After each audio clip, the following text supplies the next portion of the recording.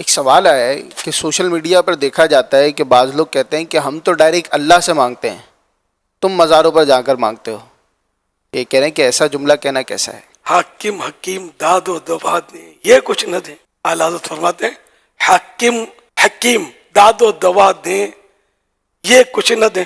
یعنی کہ حاکم جو ہے وہ فریاد سنتا ہے. ہمارے یہاں تو کراچی میں تو بڑا مسئلہ حل ہے یار. مددگار پولیس کے بورڈ دیکھے میں نے 15 نمبر تو مددگار پولیس. اسکوٹر چوری ہو گئی، المدد یا پولیس کر کے فون کرو. مددگار پولیس موجود ہے 15 نمبر پہ. اب کیا خیال ہے اس کو دو مشورہ، پولیس سے مدد نہیں لینی، ڈائریکٹ اللہ کو عرض کرو کہ اسکوٹر چوری ہو گئی ہے. حرج نہیں ہے اس میں اللہ کی بارگاہ میں عرض کرنے میں، لیکن مطلب یہ کہ ظاہر ہے کہ نظام بنا ہوا ہے کائنات کا، تو یہ نظام بھی تو چلے گا ہی نا یار. تو اس میں مطلب کوئی حرج نہیں ہے.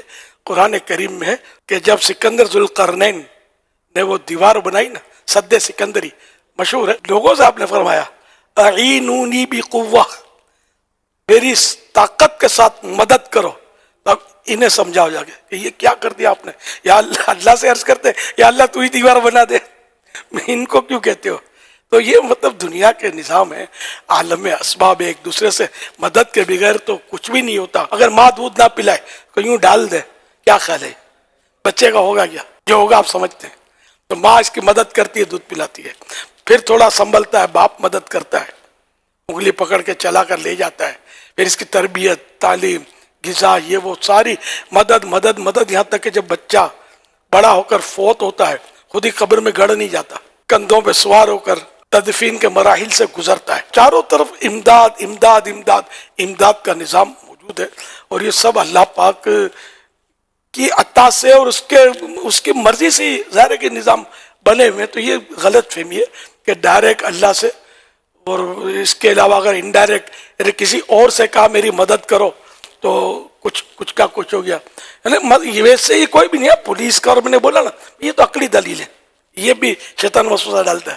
تو بھائی جس میں عقل ہوتی ہے اس کو تو عقلی دلیل دی جاتی ہے. تو عقل والوں کی سمجھ میں آئے گا کہ یہ عقلی دلیل، کہ یہ جب سارا نظام ہے تو جہاں غوث پاک کا نام آیا وہیں شیطان نے پن ماری کہ بول ڈائریکٹ اللہ سے. تو اس میں کوئی حرج نہیں ہے. اولیاء کرام جو ہے دنیا سے تشریف لے جانے کے بعد، انبیاء کرام، اولیاء کرام، تو یہ زندہ ہوتے ہیں. اس کی کئی نظیریں موجود ہیں، قرآن کی آیتیں موجود ہیں. ولا تقولوا لمن يقتل في سبيل الله اموات بل احياء ولكن لا تشعرون، کہ جو اللہ کی راہ میں مارے جائیں، شہید ہو جائیں، ان کو مردہ نہ کہو بلکہ وہ زندہ ہیں لیکن تمہیں شعور نہیں ہے. کرامات شیر خدا، اس کے کئی صفحات پر ان سوالات کے جوابات دیے ہوئے ہیں.